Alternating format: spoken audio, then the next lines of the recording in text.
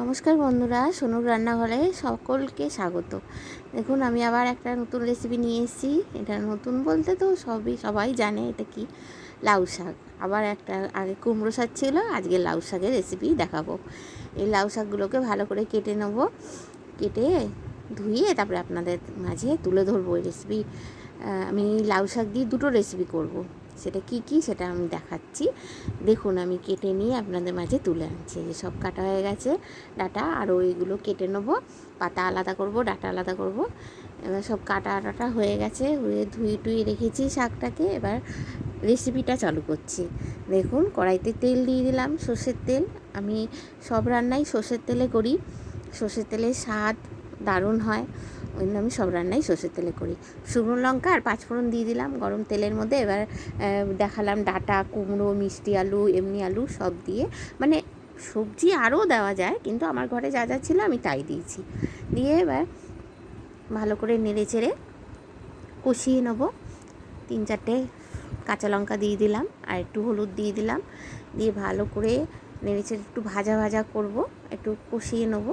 তারপর আমি বললাম তো, সবজি ডাঁটা আলাদা করে রাখি আর পাতা ধুয়ে আলাদা করে রাখি। পাতা ধুয়ে আলাদা করে নিয়েছি, সেই জল ঝরিয়ে রেখে তারপরে দিয়ে দিলাম কড়াইতে। ডাঁটা সবজিগুলো ভালো করে কষিয়ে নিয়ে তারপরে পাতাগুলো দিতে হয়। তারপরে পাতা দিলাম, একটু নুন দিলাম, দিয়ে এবার সব একসঙ্গে কষাবো। নুনটা দিলাম কেন, পাতার সঙ্গে জলটা, মানে পাতাগুলো মজে যাবে, জল বেরিয়ে আসবে, ওই জন্য মানে সুবিধা হবে। ওই কারণে সবজি কষার সময় আমি নুন দিইনি, পাতাটা দেওয়ার পরে নুনটা দিলাম। ঢাকা দিয়ে করব। একটু বাদে আবার ঢাকনাটা খুলে দেখছি যে কি হয়েছে।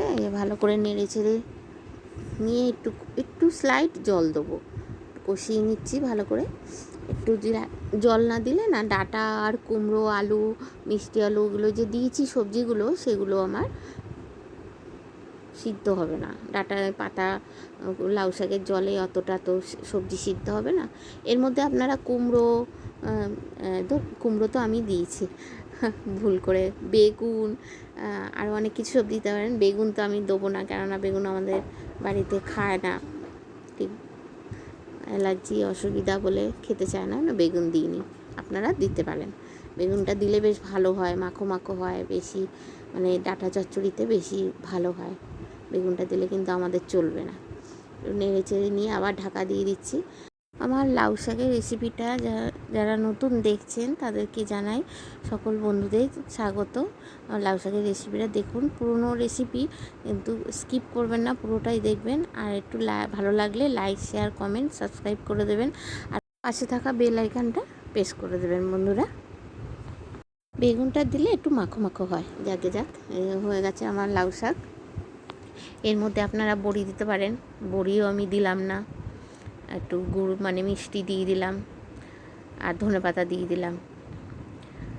বড়িটা দিই, কিন্তু আজকে আর বড়িটা হাতের কাছে নেই, আমি এই দিয়েই লাউ শাকটা করে ফেললাম। লাউ শাক তো খুব সুন্দর লাগে, খুব দারুণ লাগে খেতে।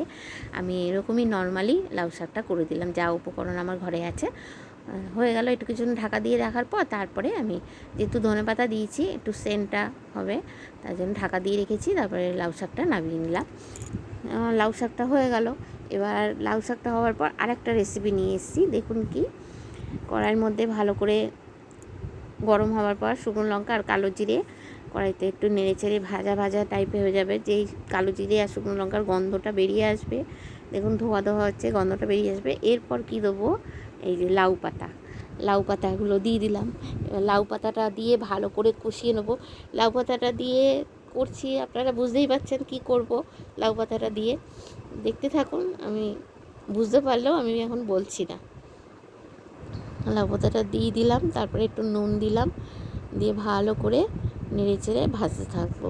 মানে ওটাও বেশ নরম হয়ে মজে যাবে জিনিসটা, তারপরে ওটাকে নামাবো। এরপর এই যে মজে গেছে, এবার একটু ভাজা ভাজা জলটা টেনে যাক, তারপরে নামিয়ে দেবো। এটা না গরম ভাতে খেতে যা দারুণ লাগে না বন্ধুরা, হেব্বি লাগে। আমার তো লাউ শাক রান্না করলে, এই লাউ শাক দেখলে আমি এই রেসিপিটা করব, আমার তো ভীষণ ভালো লাগে। বাটিতে তুলে নিলাম। এইবার কি করব দেখুন, 2টো কাঁচা লঙ্কা নিয়েছি, শিলনোড়ায় বাটবো। তার মানে 2টো রসুন নিলাম, একটু জল দিলাম, বেশ ভালো করে বাটবো। তার মানে লাউ পাতা বাটা হেব্বি লাগে না খেতে? দারুণ লাগে গরম ভাতে খেতে, একদম সবারই জানা রেসিপি। 2টো রেসিপি আমি নিয়ে এসেছি, সবাই জানেন, খেতেও কি স্বাদ সেটাও জানেন। আর যারা জানেন না তারা আমার মতন এরকম লাউ পাতা বাটা করে নিন, গরম ভাতে খান, 1 থালা ভাত উড়ে যাবে একদম। এবার এটা বাটা হয়ে গেল, বাটিতে তুলে নিলাম। বেশি বাটিনি, অল্প, শাকটা তো অল্প। একজন দিয়েছে, এক কাকিমা দিয়েছে, লাউ শাক হয়েছে তাদের গাছে, তাই আমাকে দিয়েছে 2টো ডাঁটা। গরম সর্ষের তেলের মধ্যে বাটাটা দিয়ে ভালো করে নেড়ে চেড়ে ভেজে নিচ্ছি। সামান্য একটু মানে স্লাইড একটু হলুদ দেবো, রান্নায় যেহেতু হলুদ দিতে লাগে তাই দিলাম। সামান্য একটু হলুদ আর একটু চিনি দিয়ে দেবো। এখানে আবার গুড় দিলাম না, চিনি দিলাম। ভালো করে দিয়ে নেড়ে চেড়ে কষিয়ে দেখুন আমার লাউ পাতা বাটা কষানো হয়ে গেছে। ব্যাস, রেসিপিটা হয়ে গেল খুব সুন্দর। যারা দেখছেন তাদেরকে জানাই অসংখ্য ধন্যবাদ।